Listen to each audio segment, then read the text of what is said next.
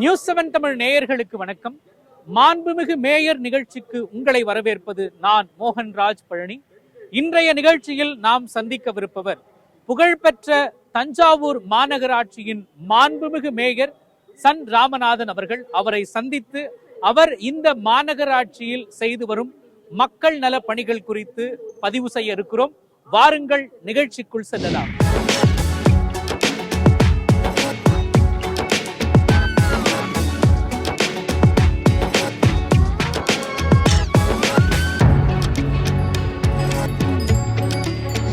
Sir வணக்கம். உங்களை சந்தித்துல ரொம்ப மகிழ்ச்சி. எப்படி சார் இருக்கீங்க? நல்லா இருக்கு. இன்னைக்கு ஃபுல்லா உங்க கூட தான் பயணம் பண்ணி உங்களுடைய மாநகராட்சியில, தஞ்சை மாநகராட்சி, புகழ்பெற்ற தஞ்சை மாநகராட்சியில என்னென்ன நலத்திட்டங்களை நீங்க செஞ்சுட்டு வரீங்க, இன்னும் என்னென்ன திட்டங்களை யோசித்து வச்சிருக்கீங்க, அதை பத்தி தான் நம்ம பேச போறோம். நிகழ்ச்சிக்கு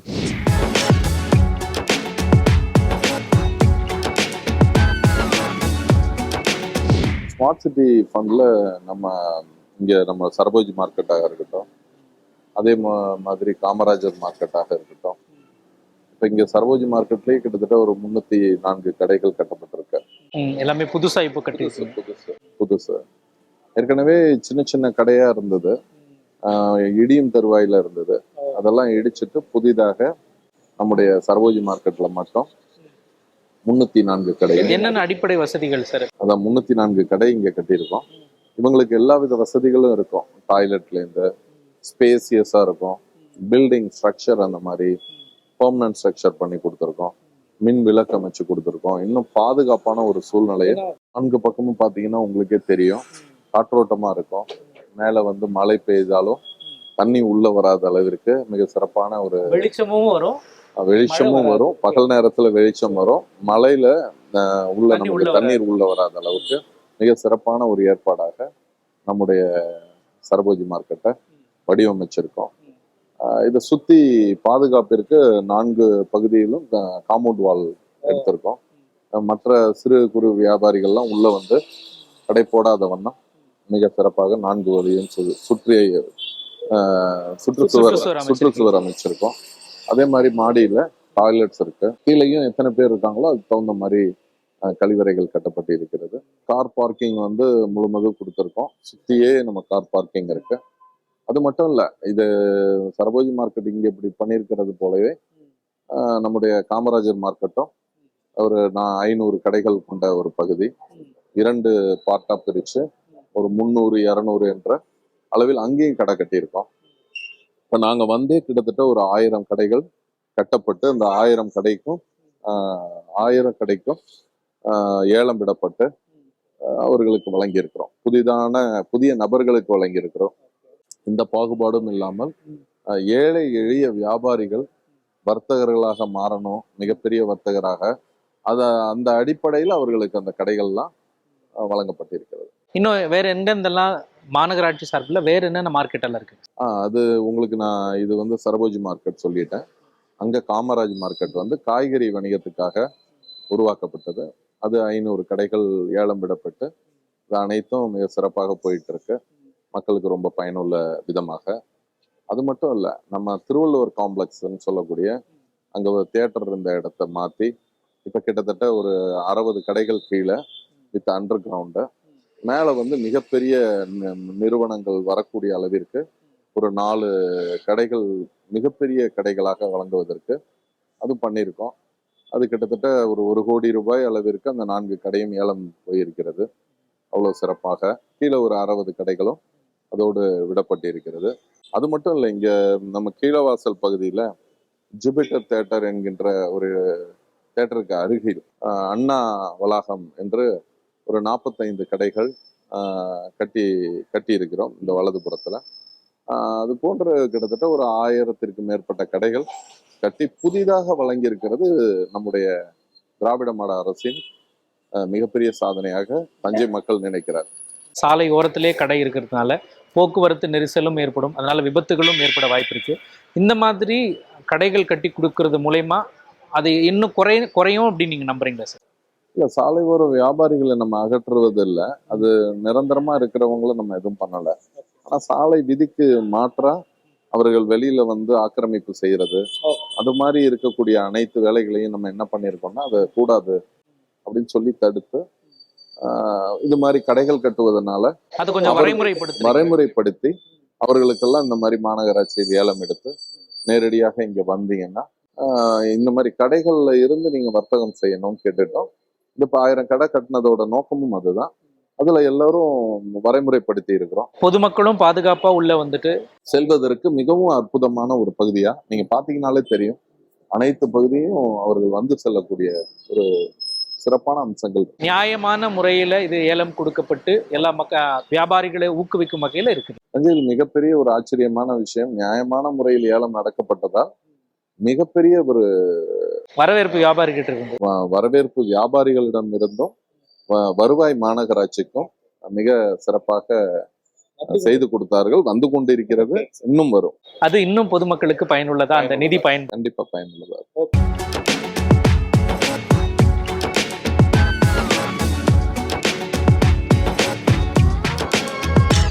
தஞ்சாவூர் மாநகராட்சியில மிக முக்கியமான பகுதியா இதை நான் பாக்குறேன். இந்த இடத்த பத்தி சொல்லுங்க சார். இது ஒரு 10 ஏக்கர் நிலப்பரப்பளவு.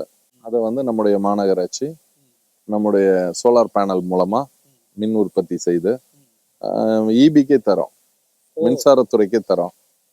அவங்க என்ன பண்றாங்க, நம்ம மாநகராட்சி கட்டக்கூடிய பில்லுல அந்த பணத்தை குறைச்சிக்கிறாங்க. நம்ம தஞ்சையில் யூஸ் பண்றோம் இல்லையா மின் விளக்குகள்லாம், அதுக்கு நம்ம கட்டக்கூடிய தொகையில இதை ஒரு நாளைக்கு 3 மெகாவாட், ஒரு நாளைக்கு 3 மெகாவாட் தயாரிக்கக்கூடிய ஒரு பேனல். இதுல இருந்து வரக்கூடியதை நம்ம மாத கணக்கு வச்சு மொத்தம் 210, இது ஒரு 30-90 மெகாவாட் அளவுக்கு கணக்கு போட்டு நாங்க பயன்படுத்தக்கூடியது 120 மெகாவாட்டா இருந்தா இது 90 மெகாவாட்டை குறைச்சிட்டு மீதம் இருக்கக்கூடிய மெகாவாட்ஸ் மட்டும் நாங்க அந்த தொகையை மாநகராட்சி மூலமா இபிக்கு செலுத்துறோம். இந்த சூரிய ஒளி மின் தகடு இந்த அமைப்புக்கு எவ்வளவு செலவாச்சுங்க சார்? இது வந்து 16,76,00,000. இந்த திட்ட மதிப்பீடு 16,76,00,000 ஒதுக்கீடு செய்து அதை பணி முடிந்து ஒரு 2 ஆண்டுகளா முழுவதும் நம்ம மின்சாரத்துறைக்கும் நீங்க பவர் கொடுத்து மின்சாரத்தை நாங்க கொடுத்துட்டு இருக்கோம் தஞ்சை மாநகராட்சி சார்பா. அப்ப மின்சாரத்துல ஒரு தன்னிறைவு பெற்ற ஒரு மாநகராட்சி. கண்டிப்பா கண்டிப்பா கண்டிப்பா. இது மாதிரி ஒரு மற்ற மாநகராட்சியில் அமைக்கணும்னா என்னென்னலாம் தேவைப்படுங்க சார்? முதல்ல இடம் வேணும்.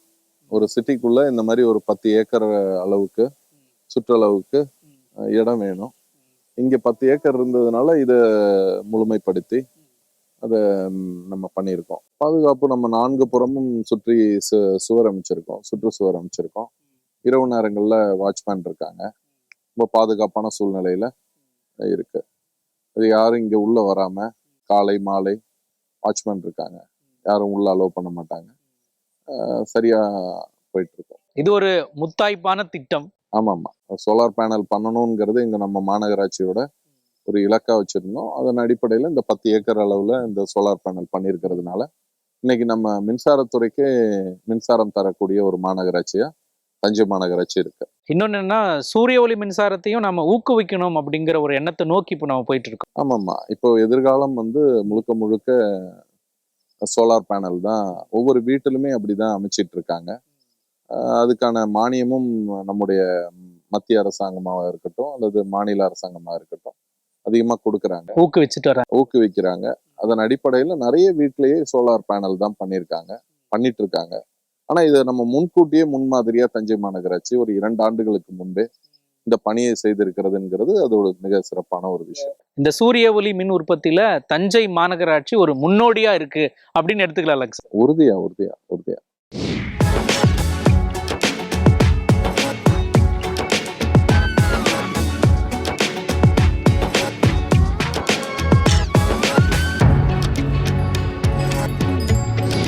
சார், தஞ்சை மாநகராட்சியோட இந்த கழிவு நீரெல்லாம் சுத்திகரிக்கிற ஒரு இடம், அகற்ற இடம் இல்லாமல் நிறைய நகர பகுதிகளெல்லாம் வேற இடத்துல, அதாவது நீர்நிலைகளில் கலந்து விடுற சூழல்ல தஞ்சை மாநகராட்சி அதை தூய்மையா வெளியேற்றுவதற்கு என்ன மாதிரி நடவடிக்கைகள் எடுத்துட்டு இருக்கீங்க சார்? தஞ்சாவூர்ல 51 வார்டுலயும் இருக்கக்கூடிய பாதாள சாக்கடைகளை ஒருநிலைப்படுத்தி அந்த லைன் எல்லாமே பக்காவா போட்டு இந்த இடத்துலதான் வந்து முடியுது. நம்ம எஸ்டிபியில சுத்திகரிப்பு நிலையத்துல வந்து முடியுது. இது வந்து நம்ம சிட்டியை தாண்டி அவுட்டரா இருக்கிறதுனால யாருக்கும் எந்தவித பிரச்சனையும் இல்லாத அளவுக்கு பராமரிக்கிறோம். ஒண்ணு. சார் இப்போ சிட்டிலேயே கழிவு நீரெல்லாம் கரெக்டாக செல்வதற்கான வழித்தடமும் எல்லாம் ஒரு சேர ஒன்னா சேர இடமும் கரெக்டாக அமைஞ்சிருக்கு. என்னன்னா அப்பையிலேருந்து அந்த சாலைகள்லாம் விரிவுபடுத்தும் போது அந்த இடத்துல ஒவ்வொரு இடத்துலயும் பாதாள சாக்கடை மேனுவல் அமைச்சு அதை சரியான பாதையில கொண்டு வந்து எஸ்டிபிக்கு கொண்டு வந்திருக்கோம். இதோட திட்ட மதிப்பீடு வந்து 93 கோடி.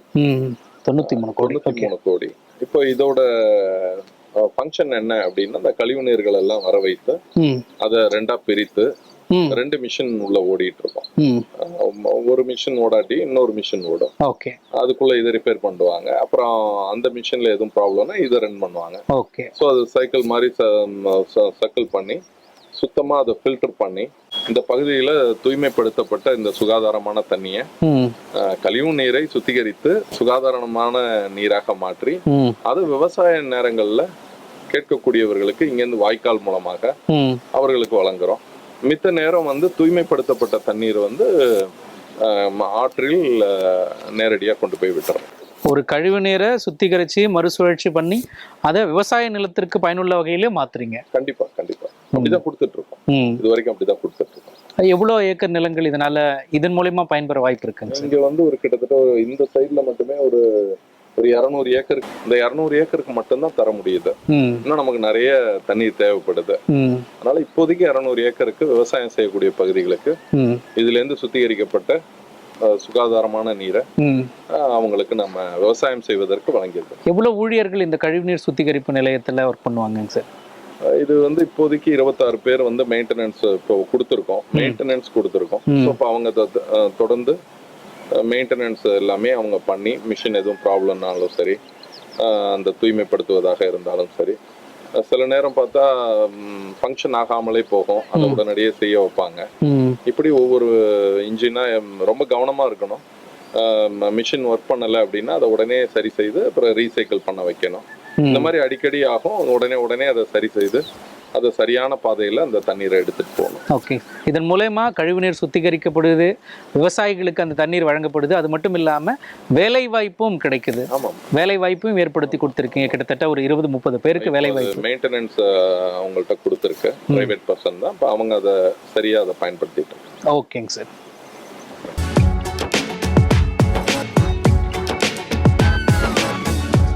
எல்லாம் நேரா நம்ம மாணவர்கள், நம்மளுடைய மாநகராட்சி பள்ளியில படிக்கக்கூடிய மாணவர்களை பாதுகாக்க வேண்டியது நம்மளோட கடமை ஒண்ணு.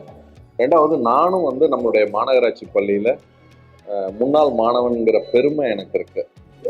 என்னன்னா, நம்ம மாநகராட்சி பள்ளியில படிக்கும் போதுதான் எல்லா விஷயத்தையும் நம்மளால கற்றுக்கொள்ள முடியுங்கிற அந்த அனுபவம் தான் இன்னைக்கு நம்ம தலைவரால எனக்கு வாய்ப்பு வழங்கப்பட்டு இன்னைக்கு மேயரா நான் இருக்கேன். அதனால அந்த மாநகராட்சி பள்ளியில படிக்கக்கூடிய எல்லா மாணவர்களும் மிக சிறப்பானவர்கள், சிறந்தவர்கள். 17 மாநகராட்சி பள்ளி இருக்கு. அனைத்து பள்ளிகளிலுமே நம்ம கம்ப்யூட்டர் இருக்கு, ப்ரொஜெக்டர் இருக்கு, ஸ்மார்ட் கிளாஸஸ் இருக்கு. ஒவ்வொரு ரூம்லையும், கிளாஸ் ரூம்லையும் ஏசி. ஆமாம், ஒவ்வொரு கிளாஸ் ரூம்லையும் ஏசி, குளிரூட்டப்பட்ட சாதனங்கள் வச்சிருக்கோம். எங்கள்கிட்ட இல்லாத விஷயமா இருந்தா கண்டிப்பா நம்ம எடுத்துப்போம். ஆனா இங்க தஞ்சாவூரை பொறுத்த வரைக்கும் இன்னைக்கு வந்து ஒரு கிளாஸ் ரூம்ல ஒரு மாநகராட்சி பள்ளியில குளிரூட்டப்பட்ட சாதனமா இருக்கட்டும், ப்ரொஜெக்டரா இருக்கட்டும், என்ன சொல்ல போனா நம்ம பயோமெட்ரிக் சிஸ்டமாக இருக்கட்டும், அந்த அளவுக்கு அட்வான்ஸா நாங்க போறோம். அதனால நாங்க அவங்கள பார்த்து தெரிஞ்சுக்க வேண்டியதில்லை, எங்க தஞ்சாவூரை பார்த்து எங்களுடைய மாணவர்களை பார்த்து அவங்க தெரிஞ்சுக்கிட்டோம். ஆமா, நாங்க வரும்போது 2021 கொரோனா காலம் முடிந்ததுக்கு பிறகு, துவங்கியது பிறகு பாத்தீங்கன்னா ஒரு 1700 பேர் கிட்டத்தட்ட 17 பள்ளியில நம்ம இருந்தாங்க. ஆனா இன்னைக்கு பாத்தீங்கன்னா 3000-ஐயும் தாண்டி 2 பங்கா இருக்கு. அதுக்கு காரணம் என்னன்னா, ஒரு சிறந்த அரசு, ஒரு ஏழை எளிய மாணவர்களை வந்து ஒரு தரம் உயர்ந்த ஒரு பள்ளியில படிக்கிறத, இன்னும் சொல்ல போனா தனியார் பள்ளியை தாண்டி மிக சிறப்பான பள்ளியில படிக்க வைக்கக்கூடிய ஒரு சூழலாக மாநகராட்சி பள்ளி எல்லாம் மாறிக்கொண்டிருக்கிறது, அரசு பள்ளிகள் எல்லாம் மாறிக்கொண்டிருக்கிறது.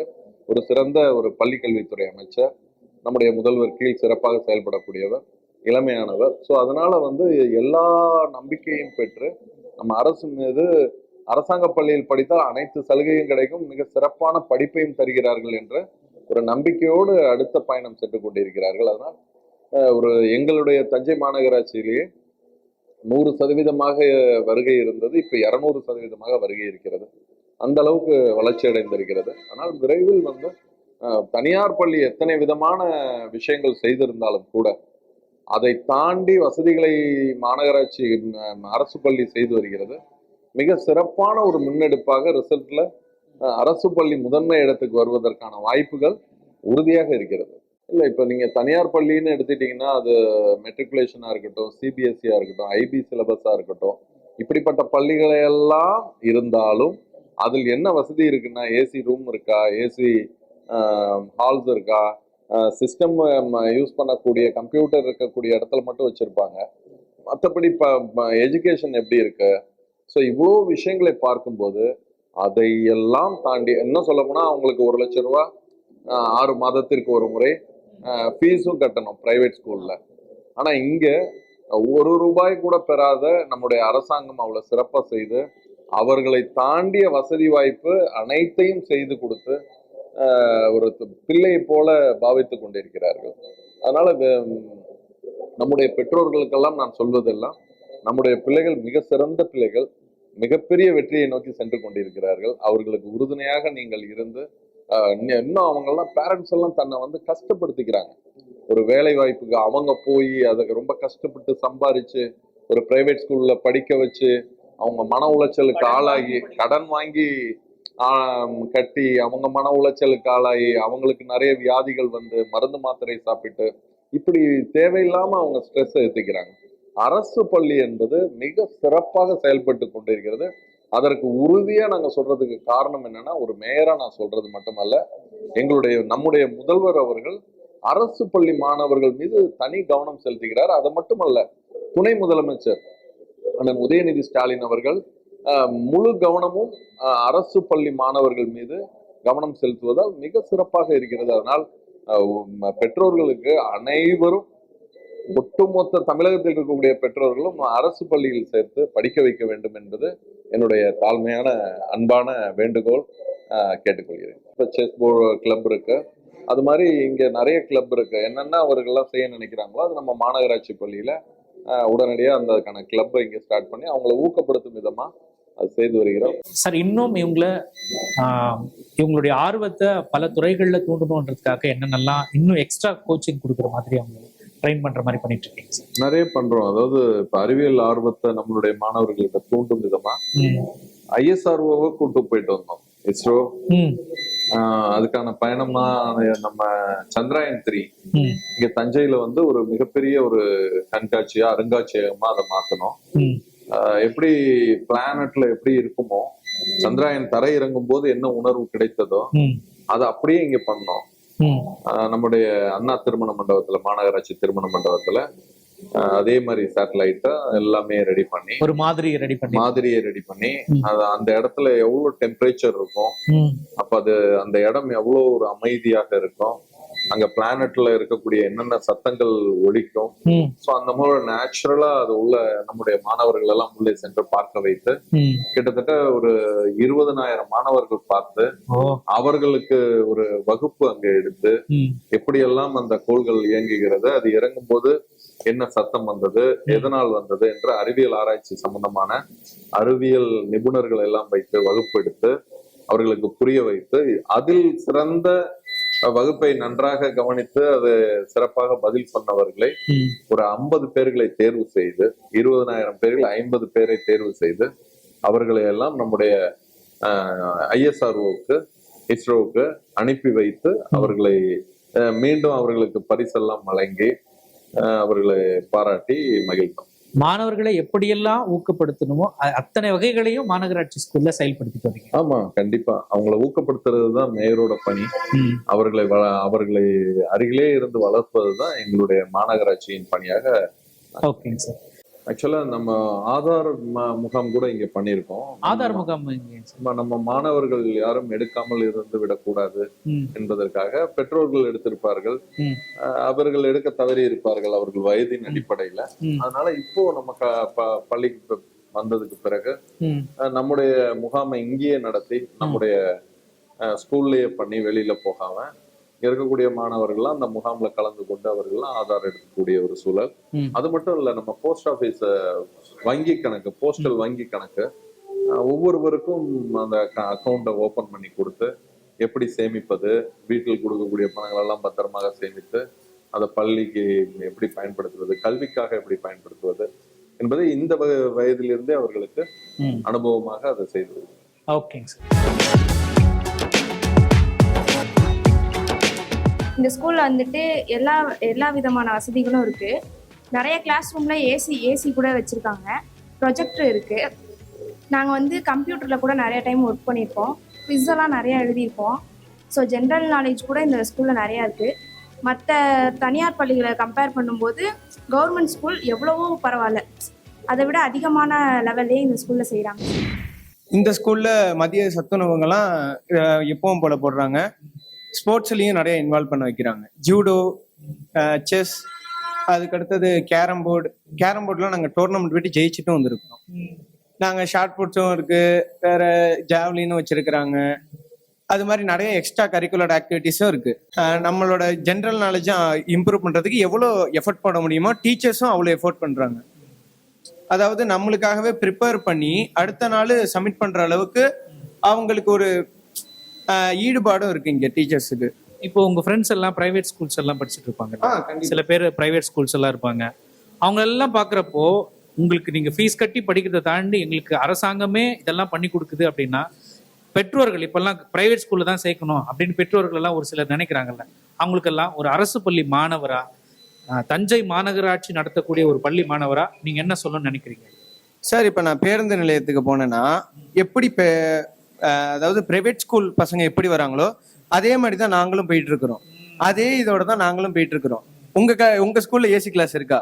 எங்க ஸ்கூல்ல இருக்கு, வந்து பாருங்க. நாங்க அப்படி தைரியமா சொல்லலாம். அப்படிப்பட்ட ஒரு தைரியத்தை நம்ம அரசாங்கம் நம்மளுக்கு கொடுத்துருக்குது, ஒரு கான்பிடென்ட் கொடுத்துருக்கு. ஓகே. அதுக்கடுத்தது இதை பத்தி சொல்லணும்னா, காலையில நம்ம சாப்பிடாம வந்தாலும் சாப்பாடு போடுறாங்க. இங்க மதியானமும் நம்மளுக்கு நல்லபடியா சாப்பாடு செஞ்சு தராங்க. குடிநீர் வசதியுமே இருக்கு. இதனால நாங்க பிரைவேட் ஸ்கூலுக்கும் எங்களுக்கும் எந்த ஒரு தாழ்வு மனப்பான்மையும் இல்லை. நீங்க படிக்கிறீங்கன்னா நாங்களும் படிக்க தாங்க வந்திருக்கோம், எங்க ஸ்கூல்லயும் இதெல்லாம் இருக்கு அப்படின்றோம். இப்ப உங்கள்ட்ட இருக்குதா? எங்கள்கிட்டயும் இருக்குது. உங்கள்கிட்டயும் நல்ல டீச்சர்ஸ் இருக்கிறாங்களா? எங்களுக்கு அதுக்கு மேல நல்ல டீச்சர்ஸ் வராங்க, ப்ரிப்பேர்டும் பண்றாங்க, எங்களுக்கு நல்லபடி சொல்லியும் தராங்க. அப்படி நாங்க கான்பிடண்டா வெளியவும் சொல்லலாம். அப்ப அரசு பள்ளிகள் எந்த அளவிலும் குறைவில்லை. அரசு பள்ளிகள் ஒரு பெருமை மிகு அடையாளம் தான். ஆமாங்க. இப்ப அரசு பள்ளிகள் பெருமை மிகு அடையாளம்னு சொல்றதை நீங்க சுத்தி பார்க்கலாம்.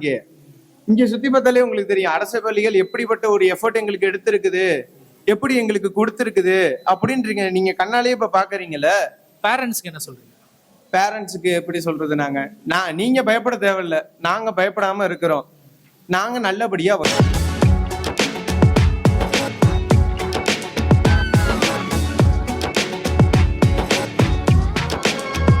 நம்முடைய தலைவர் தளபதி அவர்கள் இளைஞரணி செயலாளராக இருக்கும்போது கவிதை, கட்டுரை, பேச்சு போட்டி எல்லாம் நடத்தி குக்கிராமங்கள் வரைக்கும் அரசு பள்ளிகள் படித்தவங்க, பிரைவேட் ஸ்கூல்ஸ் மாணவர்கள் எல்லாம் ஈர்த்து அப்போ அண்ணாவை பற்றி, பெரியாரை பற்றி, திராவிடம்னா என்னங்கிற கொள்கையை பற்றி அனைத்தையும் மேடையில பேச வைத்து ஆண்டுதோறும் கவிதை, கட்டுரை, பேச்சு போட்டி, அது அண்ணா பிறந்த நாள் அன்று, கலைஞர் பிறந்த நாள் என்று ஒவ்வொன்றா பிரிச்சு அதெல்லாம் பண்ண வச்சு பள்ளி மாணவர்களும் அதுல கலந்து கொண்டு அவர்கள் மேடையில முழங்கி கலைஞர், நம்முடைய முத்தமிழறிஞர் கலைஞர் ஆட்சியில் செய்த சாதனைகள், அண்ணா அவர்களை பற்றிய வரலாறுகள், பெரியார் அவர்களை பற்றிய வரலாறுகள், திராவிட மாடல் என்றால் என்ன என்பதையெல்லாம் அவர்கள் உணர்ந்து எல்லோர் மனதிலும் எடுத்துக்கொண்டு எல்லோருக்கும் வெளிப்படுத்தினார்கள். இது நம்முடைய மாண்புமிகு தலைவர் தளபதி அவர்கள் இளைஞரணி செயலாளராக இருக்கும்போது, இப்போ இளைஞரணி செயலாளர் அண்ணன் நம்முடைய துணை முதல்வர் அவர்கள் உயிரினும் மேலான என்ற தலைப்பில இப்போது இளைஞரணி ஒட்டுமொத்த குக்கிராமம் வரைக்கும் சென்றடைந்து ஒவ்வொருவரையும் பேச வைத்து மேடையில அவர்களை தயார் செய்வது மட்டுமல்ல, எங்களுக்கு தெரியாத விஷயத்தும் இன்னைக்கு இருக்கக்கூடிய மாணவர்கள் 15 வயதில் இருந்து 40 வயதுக்கு உட்பட்டவர்கள், இளைஞர்கள், மாணவர்கள் அனைவரையும் பங்கு பெற செய்து ஒவ்வொரு மாவட்டம் வாரியாக ஒரு 1000 பேரை கலந்து கொண்டு அவர்களெல்லாம் பேச வைத்து அதற்கு ஒரு கழகத்தில் இருந்து நடுவர்கள் லியோனி அண்ணன் போன்றவர்கள் எல்லாம் போட்டு மிகப்பெரிய சிறந்த நடுவர்களை எல்லாம் போட்டு அவர்களுக்கு மதிப்பெண் கொடுத்து அதில் வெற்றி பெற்றவர்களுக்கு மாவட்ட அளவில் வெற்றி பெற்றவர்களை எல்லாம் மண்டல அளவில் போட்டியிட வைத்து அதில் வெற்றி பெற்றவர்கள் அவர்களை எல்லாம் தமிழக அளவிற்கு எடுத்து சென்று அந்த போட்டியை வெற்றி பெற்றவர்களுக்கு பரிசு தொகையெல்லாம் வழங்க இருக்கிறார்கள். இப்படி மாணவர்கள் மட்டுமல்ல, இளைஞர்கள் மனதிலும் திராவிட மாடல்னா என்ன, இயக்கத்தின் கொள்கை என்ன, ஐம்பெரும் முழக்கம்னா என்ன அப்படிங்கிறத இன்னைக்கு அடுத்த கட்ட மாணவர்கள் இதயத்தில் கொண்டு போய் வைத்து கொண்டிருக்கிறார்கள். அவர்கள் அதை ப்ரிப்பேர் பண்ணிட்டு வந்து பேசுறவங்களே நம்மளோட இயக்கத்தின் மூத்த உறுப்பினருக்கு தெரியாததை கூட வெளிப்படுத்தும் விதமாக திராவிட மாடல் என்றால் என்ன என்பதை விளக்கக்கூடிய அளவிற்கு மிக தெளிவாக அவர் விளக்குகிறார்கள். மிக சிறப்பான ஒரு எதிர்காலத்தை அடுத்த தலைமுறை, இன்னும் 25 ஆண்டுகள் கடந்து செல்வதற்கான தலைமுறை பாதையை அண்ணன் இளைஞரணி செயலாளர் அண்ணன் உதயநிதி ஸ்டாலின் அவர்கள் பாதை அமைத்துக் கொண்டிருக்கிறார். ஒன்றும் இல்லை, அது நம்ம பிறப்பாலேயே திமுக காரன். என்னுடைய குடும்பம், அப்பாவா இருக்கட்டும், அண்ணனா இருக்கட்டும், எல்லாருமே திராவிட முன்னேற்ற கழகத்துல ரொம்ப ஈடுபாடானவங்க. அண்ணன் வந்து கட்சியில பொறுப்புல இருந்தாங்க. ஸோ அதனால நான் பிறந்ததுல இருந்தே பார்த்தா வீட்டுல கருப்பு சிவப்பு கொடி தான் இருக்கும், நிகழ்ச்சியா இருக்கும், கட்சிக்காரங்க வருவாங்க. ஸோ இந்த மாதிரி அவங்களோட பழகி அந்த ஈர்ப்பு தான். அப்புறம் கல்லூரியில 1993 சரபோஜி காலேஜ்ல நான் ஜாயின் பண்ணேன். ஸோ பள்ளி பருவத்திலேயே நம்ம ஈர்ப்பா இருந்தாலும் நம்ம உதயசூரியனுக்கு ஓட்டு போடணும், நம்மளோட தலைவர் கலைஞர் தான் அப்படின்னு நம்ம பேச்சு வழக்குல இருந்தாலும் கூட கல்லூரிக்கு நான் வந்த போதுதான், கல்லூரி தேர்தலில் நின்று அப்படி நம்ம கிளம்பும் போதுதான் நமக்கு அங்க திராவிட முன்னேற்ற கழகம்னா என்ன,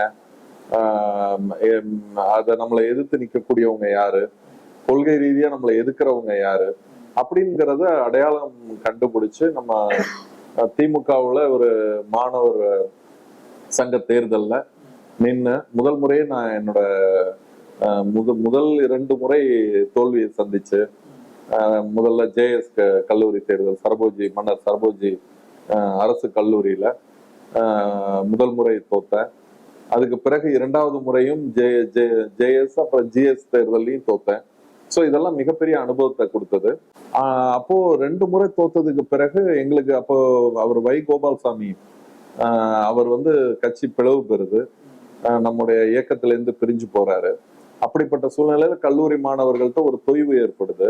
அப்போ எங்களுக்கெல்லாம் என்னன்னா, நாங்கெல்லாம் உண்மையான திமுக சார்ந்தவர்கள், கலைஞரோடு இருக்கக்கூடியவர்கள், அவரோட தொண்டரா இருக்கக்கூடியவர்கள்.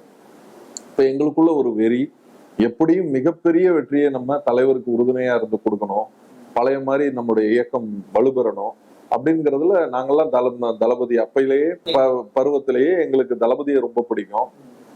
அந்த ஈர்ப்பு அப்படிதான் நாங்கெல்லாம் இருந்து அந்த கல்லூரி தேர்தலை 2 முறை நான் தோத்தா பரவாயில்ல, ஆனா கடைசி ஆண்டு 3ஆம் ஆண்டு ஜிசி வந்து நம்ம திமுக தான் ஜெயிக்கணும். அப்ப கூட எங்களோட கல்லூரி ஃபங்க்ஷன் நடந்தது. அதுல அவங்க கோபால்சாமி வை கோபால்சாமி அவர்களை கூப்பிட்டு வந்து நிகழ்ச்சி பண்ணிட்டாங்க. அது ரொம்ப அவமானமா இருந்தது. அந்த நேரத்துல நம்ம இயக்கத்தை வந்து எதிர்த்த ஒரு நபரை வச்சு கல்லூரி தேர்தல் பண்ணிட்டாங்க. கல்லூரி தேர்தலில் வெற்றி பெற்று அந்த நபரை கூப்பிட்டுட்டு வந்துட்டாங்க. அப்போ நம்ம இயக்கத்தை சார்ந்தவங்க நம்மளோட வெற்றி பெற்று நம்மளுடைய கல்லூரிக்கு நம்ம இயக்கத்தை சார்ந்த திருச்சி சிவா அண்ணனை கூப்பிட்டு வரணும் அப்படின்னு தளபதியை கூப்பிட்டு வரணும்னு ஆசை. பட் அதுக்கான வாய்ப்பு இல்லை. அப்போ நம்ம சிவானனை வச்சாவது பண்ணிடணும் அப்படின்னு நினைச்சோம், திருச்சி சிவானனை. அப்படிதான் மாணவர்களா, வெறி பிடித்த மாணவர்களா வந்தோம். அதே மாதிரி 3ஆம் ஆண்டு மிகப்பெரிய வெற்றியை திருப்பி கல்லூரியை பிடிச்சிட்டோம்.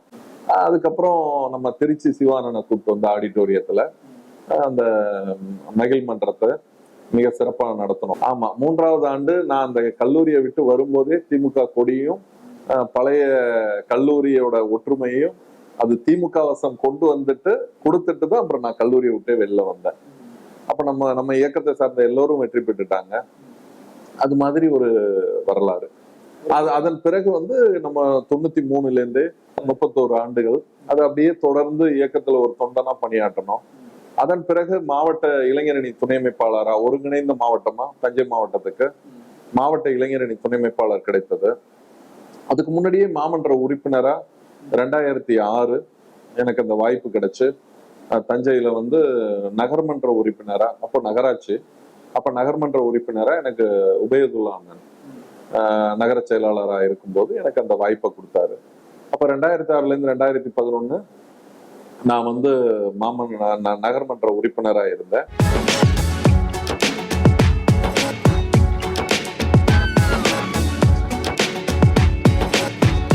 அது நம்முடைய தலைவர் முத்தமிழறிஞர் கலைஞர் அவர்களோட பொற்காலம்.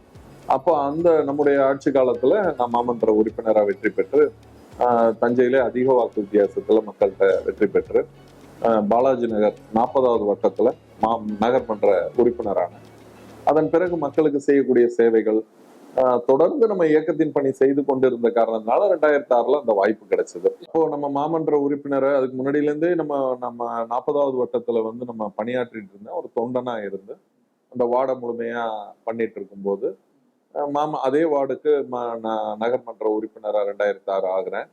அதன் பிறகு பார்த்தா அப்புறம் 2011 2016 வரைக்கும் மீண்டும் 2வது முறை வெற்றி பெற்று அதே வார்டுல மாமன்ற உறுப்பினரா கண்டினியூ பண்றேன். இப்ப இதுக்கிடையில கட்சி பணி தொடர்ந்து நம்ம மாநகர செயலாளர் உபயதுல்லா இருந்தாங்க, அண்ணன் இருந்தாங்க, அவங்களோட வணிக வரித்துறை அமைச்சராகவும் இருந்தாங்க. அப்ப மாவட்ட செயலாளர் வந்து நம்ம கோசிமணி அண்ணன் காலத்துல இருந்து நம்ம வேலை பார்க்கிறோம். இருந்தாலும் அது மணி அண்ணன் வந்து ரொம்ப சீனியர், அவங்க ரொம்ப உறுதுணையா அவங்களுக்கெல்லாம் இருந்தோம். அதன் பிறகு மாவட்ட செயலாளராக வந்த அவர் பழனி மாணிக்கம் அண்ணன் முன்னாள் மத்திய நிதித்துறை அமைச்சர், அவங்கள்ட்ட பணியாற்றுறோம். அவங்க மாவட்ட செயலாளர் ஆகுறாங்க 2004க்கு பிறகு. அப்புறம் அவங்களோட பணியாற்றுறோம். இப்படி தொடர்ந்து இயக்கத்துக்கு பணியாற்றிட்டே வந்தோம். வரும்போது அடுத்து நம்ம 2011ல எங்களுக்கு இளைஞரணி இன்டர்வியூ வச்சு இளைஞரணியில மாவட்ட இளைஞரணி துணை அமைப்பாளர் கொடுக்குறாங்க. அப்போ 2011ல இருந்து தொடர்ந்து 2023 வரை இளைஞரணியிலே பயணம் பண்றோம். அதான் சொல்றேனே, எங்களுக்கு வந்து ஒரு ஈர்ப்பு. இளைஞரணிக்கு நாங்க போயிட்டா எங்களை விட மிகப்பெரிய நபர் யாரும் இருக்க முடியாது. இளைஞர்கள்ட்ட ஒரு ஒற்றுமை, அத்தனை இளைஞர்களை ஒரு இடத்துல ஒருங்கிணைக்கிறது. ஒரு இளைஞர்ன்றவரே பலமான ஆட்களா தான் இருப்பாரு. ரீசன் என்னன்னா, கரிஸ்மாட்டிக் லீடர். அவங்களுக்கு கீழே நாங்க வேலை பார்க்கறது எங்களோட பெருமை. நாங்க முத்தமிழறிஞர் கலைஞர் அவர்கள்கிட்ட வேலை பார்த்தோம். 2011 இளைஞரணி நாங்கள் மாவட்ட இளைஞரணி துணை அமைப்பாளர் ஆகும்போது முத்தமிழறிஞர் கலைஞர் அவர்களிடத்துல பணியாற்றணும். அப்ப இளைஞரணி செயலாளர் யாருன்னா நம்முடைய தளபதி அவர்கள் வந்து எங்களை இளைஞரணி செயலாளரா அவங்களுக்கு கீழே நாங்க பணியாற்றணும். எங்களோட ஈர்ப்பு எங்களுக்கு ரொம்ப பிடிக்கும் தளபதிய. அவங்களுக்கு கீழே வேலை பார்த்தது அவ்வளவு பெருமையா எடுத்துட்டு தொடர்ந்து தளபதி அவர்கள் தலைவராகும் வரைக்கும் இளைஞரணிய வந்து தன்வசம் தான் வச்சிருந்தாங்க. அவங்களுக்கு கீழே வேலை பார்க்கறதுன்னா எங்களுக்கு அவ்வளோ கௌரவம், அவ்வளோ சந்தோஷம், அவ்வளோ மகிழ்ச்சி எங்களுக்கு. ஸோ அப்படிதான் நாங்கள் வேலை பார்த்தோம். அப்போ ஒருங்கிணைந்த மாவட்டமா இருந்தது. 8 தொகுதிக்கு மாவட்ட இளைஞரணி துணை அமைப்பாளராக பணியாற்றி தலைவர் என்ன இளைஞரணி செயலாளர் என்னென்ன நினைக்கிறார்களோ அதையெல்லாம் செஞ்சோம். அப்படிதான் எங்களுக்கு இளைஞரணியில பயங்கர ஈர்ப்பு வந்தது. அப்போ இளைஞரணியில வந்து நாங்க தளபதியோட பயணித்து அவர்கள் சொல்லக்கூடிய விஷயங்கள் எல்லாம் மிகப்பெரிய வெற்றியா பண்ணோம். 2007ல திருநெல்வேலி முதல் மாநில மாநாடு இளைஞரணி மிக சிறப்பாக, மிக பிரம்மாண்டமான ஒரு சூழ்நிலை. அப்பயே நாங்க வந்து அன்னைக்கு இருக்கக்கூடிய தளபதி அவர்களுக்கு துணை முதலமைச்சர் பொறுப்பை வழங்கணும்னு சொல்லி இளைஞரணி எல்லாம் கடுமையா, ஆமா, அந்த மாதிரி எல்லாம் மிக சிறப்பா எல்லா இளைஞரணியும் சொல்லும் போது தலைவர் அவர்கள் அது மனதில் வைத்து பிறகு துணை முதல்வரா முத்தமிழறிஞர் கலைஞர் வந்து தளபதி ஆக்குனாங்க. அதெல்லாம் எங்களுக்கு ரொம்ப மகிழ்ச்சியான தருணம். அதே மாதிரி இளைஞரணியில நாங்கள் பயணம் பண்ணிட்டு இருக்கும்போது எங்களுக்கு தலைவர் அவர்கள் இளைஞரணி செயலாளர் தலைவரா வரணும் அப்படிங்கிற ஒரு ஆர்வம் வந்தது. எல்லாரும் ஒருங்கிணைந்து ஒட்டுமொத்த இயக்கமே தலைவரா ஆகணும்னு சொல்லும் போது நம்முடைய முத்தமிழறிஞர் கலைஞர் அவர்கள் செயல் தலைவர் பொறுப்பை அடுத்து வழங்கினார்கள். அதன் பிறகு நம்முடைய செயல் தலைவர் அவர்கள் தலைவருக்கு பின்னால் அந்த தலைவர் இடத்தை நிரப்பினார்கள். எங்களுக்கு அதுக்கப்புறம் ஈர்ப்பு என்ன, அப்போயிலேருந்து எங்களுடைய ஒத்த வயதுடைய எங்களுடைய இளம் தலைவர் வரணும் அப்படிங்கிறது எங்களுக்கு தளபதியோட நாங்க இருக்கும் போதே எங்களுக்கு உதயாண்ணன் வரணுங்கிறது எங்களோட ஆசை. ஏதோ என்னுடைய ஆசை மட்டும் இல்ல, ஒட்டுமொத்த தமிழ்நாட்டுல இருக்கக்கூடிய இளைஞரணியில் இருக்கக்கூடிய எல்லாரும் நாங்க பேசிக்கிறதெல்லாம் உதயாண்ணன் வந்தாதான் நம்ம அடுத்த இளைஞரணியை நம்ம ஸ்ட்ராங்கா பண்ண முடியும், தலைவர் ஆயிட்டாங்க அப்படின்னு பேசிட்டு இருந்தோம். இதுக்கு காலப்போக்கில் இந்த இளைஞரணி எல்லாம் அதுக்கப்புறம் மாவட்ட இளைஞரணி துணை அமைப்பாளர் இருந்து மாவட்ட அமைப்பாளராக எனக்கு பெரிய பொறுப்பை கொடுத்தாங்க. அதுக்கப்புறம் தொடர்ந்து அது ஒரு 12-13 ஆண்டுகள் அது தொடர்ந்து பண்ணோம். அப்படி இருக்கும்போது தலைவர் அவர்கள் இளைஞரணி செயலாளர் தலைவராக பொறுப்பேற்றதுக்கு பிறகு எங்களுக்கு இளைஞரணி செயலாளரா அண்ணன் உதயானந்தனுக்கு கீழே பணியாற்றணும்னு எங்க எல்லா இளைஞரணிக்கும் ஆசை. அதை தலைவர் அவர்கள் எங்களுக்கு நிறைவேற்றி கொடுத்தாங்க. இந்த வாய்ப்பை, மிகப்பெரிய வாய்ப்பை எங்களுக்கு கொடுத்தாங்க. அதுக்கப்புறம் அவருக்கு கீழே வேலை பார்க்கும்போது அவ்வளோ அனுபவங்கள், அவ்வளோ இனிமையான அனுபவங்கள். கொரோனா நேரத்துல எல்லாம் அவ்வளோ பணிகள் ஆற்றிருக்கோம். அப்படி வேலை வாங்குவாரு. அதெல்லாம் எங்களுக்கு ரொம்ப மகிழ்ச்சியை தரும். அப்படியெல்லாம் நிறைய ஒர்க் பண்ணதுனால ஒரு நல்ல அவர்களிடத்தில் பணியாற்றக்கூடியவர்களுக்கு ஒரு மிகப்பெரிய அங்கீகாரம் கிடைக்கும். உதயாண்ணன்னா அவ ஒரே விஷயம்தான், உழைப்பவர்களுக்கான உயர்வை தருபவர் தான் உதயாண்ணன். இதுல எந்த மாற்றமும் கிடையாது. என்ன மாதிரி சாதாரண தொண்டனா இருக்கக்கூடியவனுக்கு, இளைஞரணியில பணியாற்றினவனுக்கு எவ்வளவு மிகப்பெரிய வாய்ப்பான மேயர் வாய்ப்பையே எனக்கு பெற்று தந்தார்கள். அந்த பொறுப்பையே பெற்றுக் கொடுத்தவர் அண்ணன் தான். தலைவர் அவர்களிடத்தில் சொல்லி உழைக்கக்கூடியவர்களுக்கு வாய்ப்பு தர வேண்டும் அப்படின்னு கேட்டு எனக்கு வாங்கி கொடுத்தாரு. அது மாதிரி பல பேருக்கு வாங்கி கொடுத்துருக்காரு.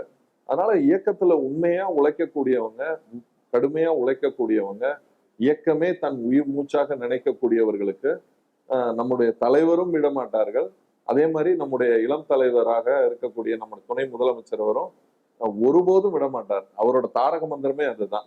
எங்களை எல்லாம் ஈர்த்து அன்பால கட்டி போட்டிருக்கக்கூடிய அடுத்த தலைவர்னா நம்முடைய உதயானந்தன் தான். இப்ப எங்களெல்லாம் எடுத்துக்கிட்டீங்கன்னா ஒரு கட்டுப்பாட்டுக்குள்ளதான் இருப்போம். யாரு சீனியர் மதித்து நடக்கணுங்கிறது தான் எங்களோட தலைவர் எங்களுக்கு இருக்கக்கூடிய கட்டளை. அதுதான் முறையும் கூட. அதனால இப்ப தலைவர் அவர்கள் மாவட்ட செயலாளர்கள்லாம் இருக்காங்கன்னா புரோட்டோகால் மாவட்ட செயலாளர் மூலமா எல்லா முயற்சியும் செய்து பண்ணுவதுதான் எங்களுடைய இயல்பு. எங்களுடைய மாவட்ட செயலாளர் துரை சந்திரசேகரன் அண்ணன் 2014க்கு பிறகு இன்று வரை ஒரு 10 ஆண்டுகள் அவர் வழி நின்று, அவர் என்ன கட்சின்னா அவங்கதான் தலைவர், அங்கிருந்து ஆணையிடுறாங்கன்னா அதை செயல்படுத்துறது தாய் கழகத்துல மாவட்ட செயலாளர் தான். ஸோ அந்த மாவட்ட செயலாளர் என்ன சொல்றாங்களோ, என்ன நெறிமுறைகள் வழிமுறைகளை சொல்றாங்களோ அதை பின்பற்றி தான் நாங்க இயக்கத்தை உறுதுணையா அவங்களோட இருந்து இயக்கத்துக்கு மிக சிறப்பாக பணியாற்றி வருகிறோம். சார், இவ்வளவு நேரம் தஞ்சை மாநகராட்சியின் மேயரா செய்து வரக்கூடிய பணிகள், அது மட்டும் இல்லாம தஞ்சை மாநகர திமுக செயலாளரா நீங்க செஞ்சுட்டு வர இயக்க பணிகள் குறித்தும், இரண்டும் சேர்த்து மக்களுக்கு செய்து வர சேவைகள் குறித்தும் நீங்க விளக்கியதற்கு நன்றி. உங்களுடைய பயணம் தொடர வாழ்த்துக்கிறோம் சார். நேயர்களை மீண்டும் மற்றொரு நிகழ்ச்சி சந்திக்கலாம். நன்றி, வணக்கம்.